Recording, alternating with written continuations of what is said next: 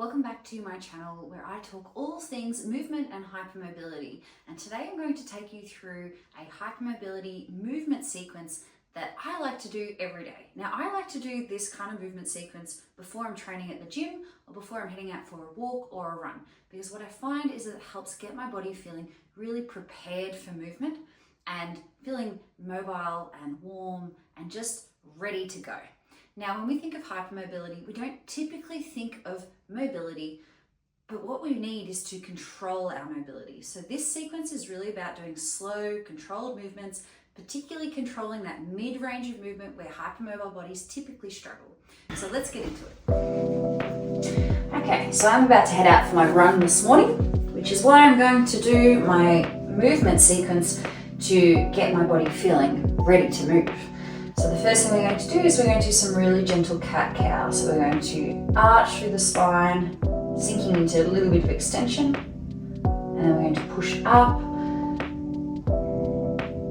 all the way, looking through to the tailbone, and then slowly back the other way. Now all these movements are really slow and focused because what we want is to be getting movement, particularly through the thoracic spine, which is this part of the spine. So that means we need to take it really slow and focus on targeting that area with the movement. Because it'd be really easy to just sink into hyperextension, and that's through my lumbar spine. That's not really the point of this type of movement sequence. So we're going to take it really slow, bring the shoulder blades down the spine and try and get more mobility through the thoracic.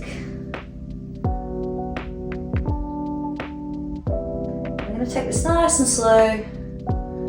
Do between 4 to 6 reps. Breathing along the way. Don't forget to breathe.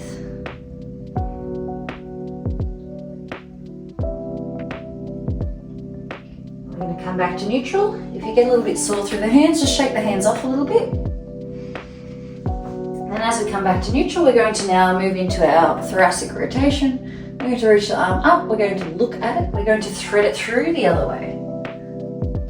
Now if you find that your shoulders are really hypermobile and they're wanting to go further back than what your spine can allow, pop your hand behind your head and just follow your elbow.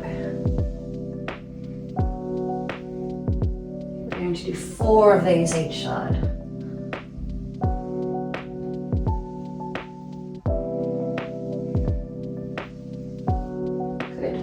Shake off in between, other side. Just really slow. Don't worry about having to get to end range. Focus more on how do you get there. It's the journey, not the destination.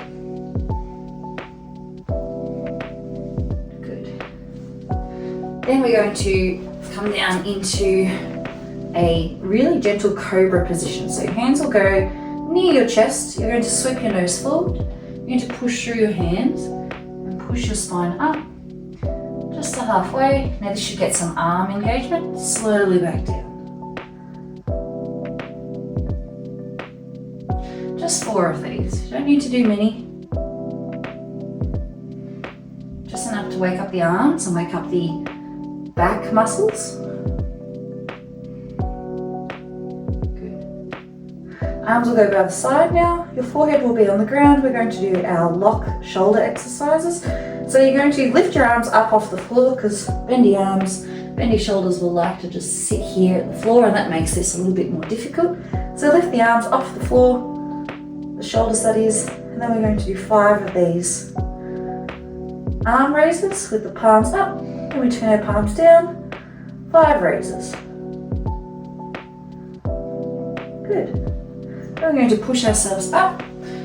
We're going to come into child's pose, sitting back onto the heels, and we're going to gently rock one side to the other. Now if you've got bendy arms, this is a really important one to control, because what you want to do is push your palm of your hand into the ground, and that helps get your lats engaged, as if you're trying to pull the palm towards your armpit, and then we rotate. So we're pulling in towards that armpit, and then we rotate to the other side, pulling the left one in towards the armpit.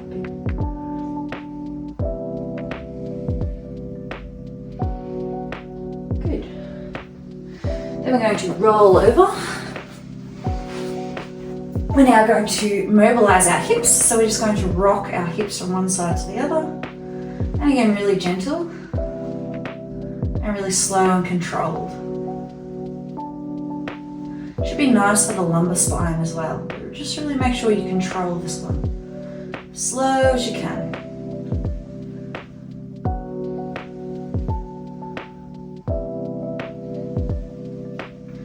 Good, we're now going to get our core engaged.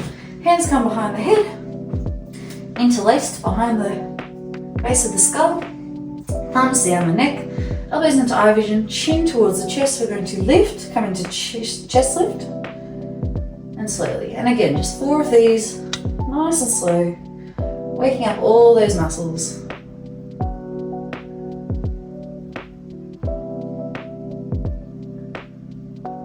Good.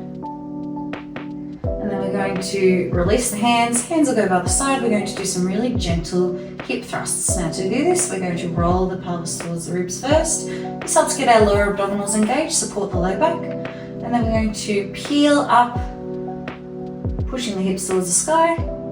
Slowly back down, one segment at a time.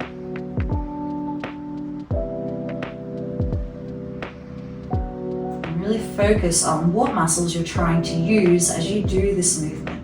So in this movement, we're trying to connect to the glute muscles and the hamstring muscles. So we really want to focus on connecting to those. If you only feel the front of your legs, so these muscles, push up a little bit higher and hold for a little bit longer.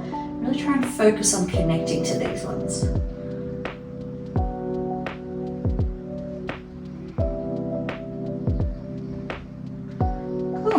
And you're done. Hope you enjoyed that little series, and I hope that you are able to implement it into either your everyday or before you are preparing for walks, runs, gym, whatever it might be. It's just a really general movement series, slow and controlled, to help get all of your muscles that support your body engaged and ready for movement. I'll see you next time.